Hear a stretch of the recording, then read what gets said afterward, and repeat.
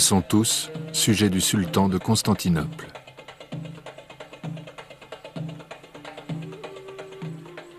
Dans l'Empire ottoman, il n'y a pas de frontières, seulement un découpage administratif. Dans cet immense territoire, la Palestine ne représente que 27 000 km². 3 petits districts au sud de la province de Damas. Théodore Herzl. Il est né à Budapest, a grandi à Vienne et il est journaliste. Après l'affaire Dreyfus, il écrit « Si même la France des Lumières veut la mort des Juifs, alors il faut que nous ayons une terre à nous, un État dont nous serons les maîtres. » En 1897, il préside le premier congrès sioniste en Suisse. Il crée les structures d'un appareil politique efficace.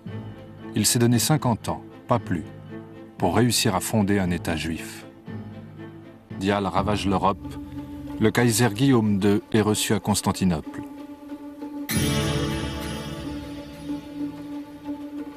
Le sultan Mehmed V ne maîtrise plus vraiment le pouvoir. Hussein, shérif de la Mecque, chef de la puissante famille des Hachémites. Pour vaincre les Turcs, les Britanniques ont besoin de lui. Ils lui promettent un grand royaume arabe, uni et indépendant, à condition de lancer la guerre sainte contre Constantinople.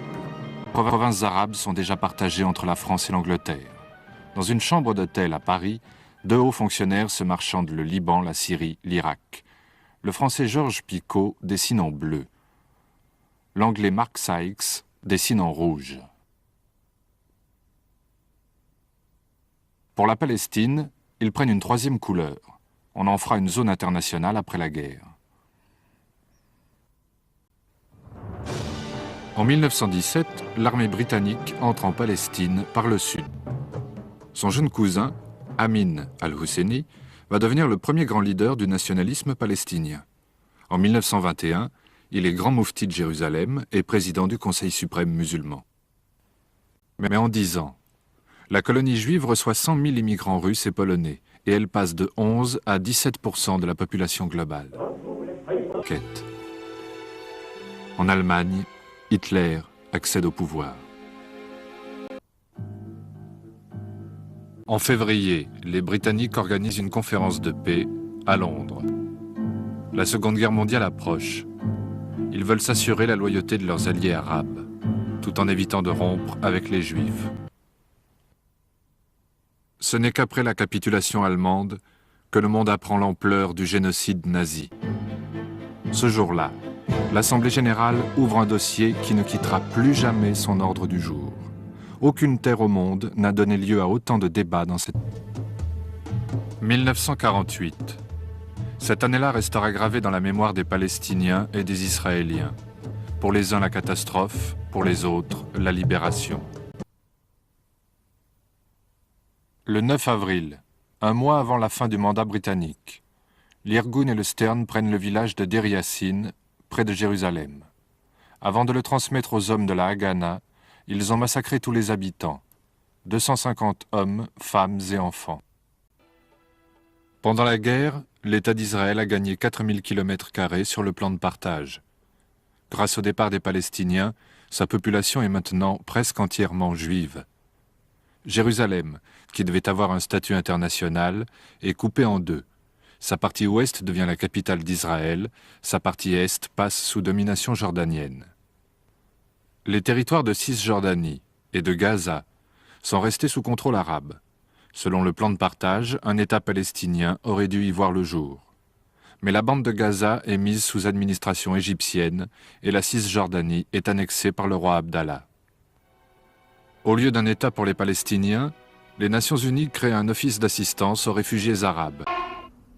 Yasser Arafat, lui, est collégien au Caire.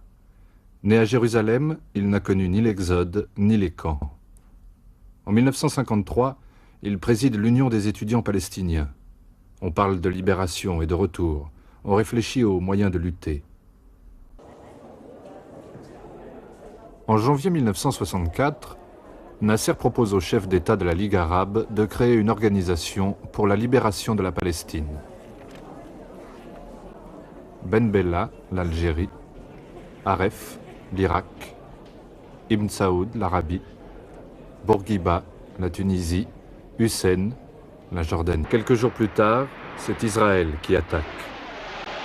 Le 5 juin 1967, au matin. En 3 heures, toute l'aviation égyptienne est anéantie. Le lendemain, la Jordanie et la Syrie entrent en guerre. Mais 6 jours plus tard, tout est fini. Une victoire éclair qui éblouit l'Occident. 25 700 morts, 25 000 Arabes et 700 Israéliens. Pour Israël, le triomphe. Pour les Arabes, la douleur et l'humiliation. 20 ans après le partage qui lui a donné naissance, 18 ans après ses premières conquêtes, Israël a maintenant quadruplé la superficie que lui avait attribuée l'ONU. À l'unanimité, l'ONU vote le retrait israélien des territoires occupés. C'est la résolution 242, qui constitue encore aujourd'hui la base légale de tous les plans de paix israélo-arabes. Imprécise et ambiguë dans ses termes, elle n'a encore jamais été appliquée. Et c'est l'heure de Yasser Arafat, qui prend la direction de l'OLP. We wait and wait for a long time. From 48 till now. Fatah, Front populaire, Front démocratique. Même les enfants. Georges Habash. Il a fondé le FPLP, le Front populaire de libération de la Palestine. Et comme ce sont des Occidentaux qui sont pris en otage, pour la première fois des Palestiniens font la une des journaux. Septembre, qui font au moins 3000 morts parmi les Fédayines. Septembre 72. Aux Jeux Olympiques de Munich, les athlètes israéliens sont pris en otage. Le jour de Kippour, la fête du Grand Pardon. Les Égyptiens ont traversé le canal de Suez et 800 chars syriens déferlent sur le Golan. Les réservistes se précipitent au front, mais il est déjà trop tard. 3 semaines plus tard, ils se précipitent au front, mais il est déjà trop tard. 3 semaines plus tard, grâce à l'assistance militaire américaine, les Arabes sont stoppés. Israël n'a pas perdu la guerre, mais cette fois le prix est lourd. 2500 morts. بغصن الزيتون في يدي وببندقية الثائر في يدي فلا تسقط الغصن الأخضر من يدي. Le 19 novembre 1977, la fin d'un tabou. À la tribune de la Knesset, le Parlement de Jérusalem, Sadat est le premier dirigeant arabe à reconnaître Israël.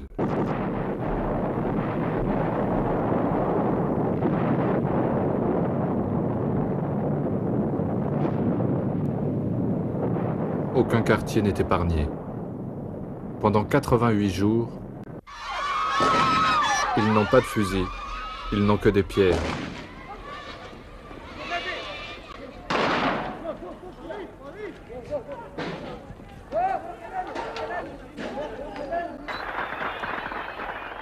Pendant 20 ans, ils ont attendu d'être libérés par l'OLP.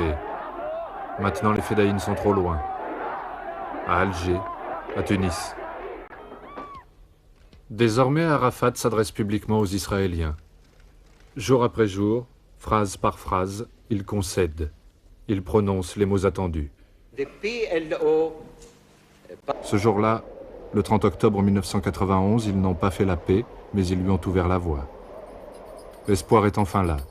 L'espoir de voir se dessiner sur la terre de Palestine des frontières qui se cherchent et qui feront la part du droit, de la justice et de l'histoire.